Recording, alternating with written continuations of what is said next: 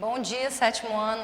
A nossa aula de ciências de hoje, nós vamos começar o nosso livro 3, tá? Espero que estejam todos bem, já tenham pegue o livro de vocês. E nós vamos falar hoje sobre a vida no ambiente, capítulo 1, livro 3. Vamos lá? Podem pegar o livro de vocês, vamos começar na página 260, né? E hoje vamos discutir até a página 267, tá? A vida no ambiente, né? O que nós conhecemos, né? Como é que nós podemos definir um ambiente? O ambiente é tudo aquilo, né, que compõe, que é formado tanto de seres vivos, né, chamado de elementos vivos, quanto de elementos não vivos, como temperatura, umidade, calor, né, o próprio ambiente, né, que o organismo se encontra, tá? Então, a distribuição dos seres vivos no ambiente se dá justamente por uma adaptação do organismo ao clima daquele local. Então, assim, a gente não pode entender que em todo local vai ter uma determinada espécie. As espécies de seres vivos, elas estão sim adaptadas a um determinado ambiente, a um clima, né? E o clima muitas vezes é que vai fazer com que determinado organismo possa se adaptar melhor àquele clima local e possa realmente ser encontrado naquela região, tá? Os ursos polares, por exemplo, eles são típicos, né, de regiões frias, tá? Então, determinadas espécies, elas só vão ser encontradas em determinado ambiente, determinado habitat. Então, o que seria o clima, né? O clima, como vocês já estudaram, né, comigo no ano passado e também na geografia, são todas as condições atmosféricas, seja temperatura, umidade, né, que vai caracterizar uma determinada região. E o clima é que vai interferir no tipo de vegetação e no tipo de animais que vão ser encontrados naquela região, né? A flora seria o conjunto de espécies vegetais e a fauna seria o conjunto de espécies animais que são tipicamente encontrados numa dada região, tá? Bom, então quando a gente fala do ambiente, a gente não pode deixar de fora uma parte da biologia que estuda, né, a distribuição e a relação que os seres vivos têm entre si e nos ambientes ao longo do tempo. E essa parte da biologia que nós estamos falando é a ecologia, né, que é a ciência que estuda a distribuição e a abundância dos organismos vivos nos ambientes ao longo do tempo, né? Isso é feito, né, durante vários séculos, tá?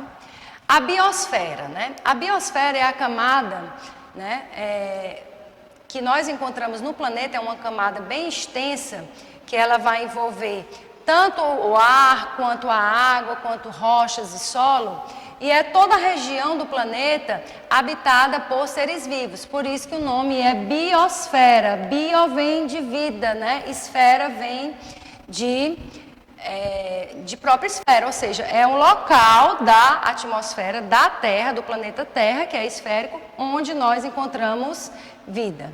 O termo ecologia, ele foi criado, né, no século XIX pelo geólogo Eduard Suez, tá? E em 1920, um outro geólogo, Vladimir Vernadsky, ampliou o conceito e definiu a biosfera, né, como os lugares da superfície terrestre onde os seres vivos encontram condições para se desenvolver. E os componentes abióticos, né, da atmosfera são esses, né, o ar, né, da biosfera, desculpe. Temos o ar formando a atmosfera, temos a água formando aquela camada, né, chamada de hidrosfera, hidro vem de água, e litosfera, lito vem de rochas, de solo. Então, a biosfera é toda a região do planeta onde encontram-se vida, né, no ar, na água e no próprio solo. E quais são os limites da biosfera? Como é que eu posso dizer aonde começa e onde termina a biosfera? É aonde tem vida, tá? Acredita-se que mais ou menos a 11 quilômetros de profundidade, né, nas fossas das Marianas, que são as depressões, né, dos oceanos mais profundas, até 8 quilômetros de altitude, lá no Monte Everest, que nós temos, né, que já foram encontradas formas de vida. Então, toda essa extensão de 11 quilômetros de profundidade até 8 quilômetros de altitude compreende o que nós chamamos de biosfera. Bom, como é que essa biosfera ela está organizada? Ela está organizada em várias em vários níveis de organização, né? Começando aqui do organismo. O organismo é o ser vivo em si, né? Só que esse ser vivo, né, existem vários outros da mesma espécie. Então, seres de uma mesma espécie que ocupam um determinado local, nós chamamos de população. Então, são seres de uma mesma espécie. Várias populações, tá, diferentes podem habitar um determinado espaço. Aqui eu tenho, espécies diferentes. Eu tenho plantas e eu tenho animais. Então, eu tenho duas populações, né? População de animal e de plantas, que já vão formar um outro nível que eu chamo de comunidade, né? As comunidades se organizam, né, interagindo com outros fatores externos ou fatores abióticos, né, formando os ecossistemas, que compreende a relação do que é vivo com o mundo não vivo, né? Temperatura, calor, luminosidade, chuva. E isso forma os ecossistemas, né? Aquático, terrestre, marinhos, tá? E os ecossistemas todos em conjunto vão formar o maior nível de organização, que vai ser justamente a biosfera, camada da atmosfera onde encontra-se vida, tá bom? Aqui nós temos novamente, né, mostrando todo o conceito. Aqui a gente tem o indivíduo ou organismo, é o próprio ser vivo. Temos ali a população, que é o conjunto de organismos da mesma espécie que vivem numa determinada região. Temos aqui a comunidade. Observe que tem várias espécies diferentes. Eu tenho animais, eu tenho pássaros, eu tenho plantas, tá? Espécies diferentes de animais e de plantas, né? Então eu já tenho o quê? Uma comunidade ou uma biocenose, também chamada de biota. As comunidades interagem com o ambiente físico, né? Os fatores abióticos, né? Temperatura, chuva, umidade, calor, e vão interagir para formar os ecossistemas. E os ecossistemas em conjunto vão formar o conjunto de todas as regiões do planeta onde há vida, que é justamente a biosfera. Ok? Bom, agora a gente vai falar de outros conceitos dentro da ecologia que são extremamente importantes, né? Como o habitat, nicho ecológico e o ecótono, tá bom? Vamos lá. O que é o habitat, né? Muito se estuda em ecologia o habitat. O habitat é o local onde a espécie é encontrada, onde ela vive, onde ela não só vive, onde ela se desenvolve, ela cresce, ela reproduz, ela se alimenta, tá? E esse habitat, ele vai favorecer as condições necessárias à sobrevivência do indivíduo, como ter alimento, ter um abrigo, né, para ele poder ficar tranquilo e poder reproduzir, e ter um clima propício para aquela determinada espécie. Eu coloquei aqui um exemplo, né, de habitat, o boto cor-de-rosa, né? O boto cor-de-rosa, ele é um animal encontrado na região amazônica. Então, é o ambiente, é o habitat dele, é a região amazônica, tá bom? Agora a gente vai falar sobre o nicho ecológico.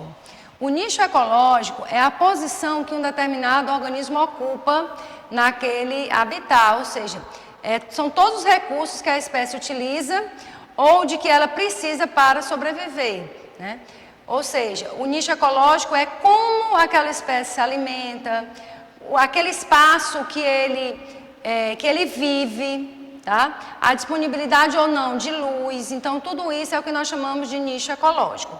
Eu coloquei aqui, dois exemplos, né, de animais que têm nichos ecológicos diferentes, o lobo-guará e o tamanduá-bandeira. Ambos vivem no mesmo habitat, ou seja, eles vivem num bioma, tá? Que é um conjunto de ecossistema caracterizado, né? O cerrado, né? Tá? O cerrado brasileiro.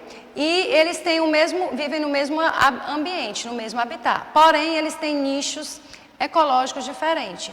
O lobo-guará, ele tem um tipo de alimento que é bem diferente do alimento do tamanduá-bandeira, ou seja, o alimento, né, a forma como ele se alimenta é diferente, tá? Então, isso é nicho ecológico. O lobo-guará, ele é um animal onívoro, ou seja, se alimenta tanto de vegetais, quando não tem, ele passa a caçar, e o tamanduá-bandeira, que é um animal insetívoro, que se alimenta de insetos, tá? Enquanto que o lobo-guará, ele é um animal onívoro, se alimenta tanto de vegetais quanto de animais. Então, cada um, como ele tem nicho ecológico diferente, eles não vão competir no mesmo habitat que eles moram, lá no cerrado, tá? Já se eu tivesse uma outra espécie que também se alimentasse de insetos ou onívoros como o lobo-guará, aí sim poderia gerar uma competição entre essas duas espécies. No caso, aí não há competição entre eles. E temos o ecótono, né? O que é o ecótono, professor? O ecótono é a faixa de transição entre duas comunidades ou entre dois ecossistemas. Então, no ecótono, a gente observa o seguinte, a gente observa que o número de espécies e o tamanho da população, ele é bem maior do que nas áreas, né, adjacentes. Como assim? Vamos explicar aqui, tá? A gente tem aqui uma imagem que mostra dois tipos de vegetação. A vegetação de restinga, que é essa daqui, ó, que tem árvores um pouco maiores, né? E temos aqui a vegetação típica do mangue, que forma o manguezal. Existe uma região de transição, não é isso aqui acabar de repente e logo começar isso aqui, não. Existe uma área de transição entre dois ecossistemas aqui, ó, tá? Essa área de transição é que nós chamamos de ecótono. Aqui o número de espécies é bem maior, né? E é uma área que não só tem espécies desse grupo, quanto desse grupo aqui, tá? Todos pelo meio, porque aqui a gente só está vendo as árvores de maior porte, né? Mas a vegetação mais rasteira é um pouco parecida com essa vegetação aqui, tá bom? Então, gente, eu espero que vocês tenham entendido, né, que aqui a gente tem o ecótono como essa zona de transição entre dois ecossistemas, tá bom? Então, a nossa aula de ciências, ela vai ficando por aqui. Espero que todos estejam com o livro, né, porque essa aula ela vai junto com a agenda, a tarefa do livro, e eu espero que todos já estejam com o livro para poder responder e a gente fazer a correção na próxima aula, certo? Então, tenham todos um bom estudo, uma boa semana e não deixem acumular conteúdo, tá, gente? Tchau, tchau.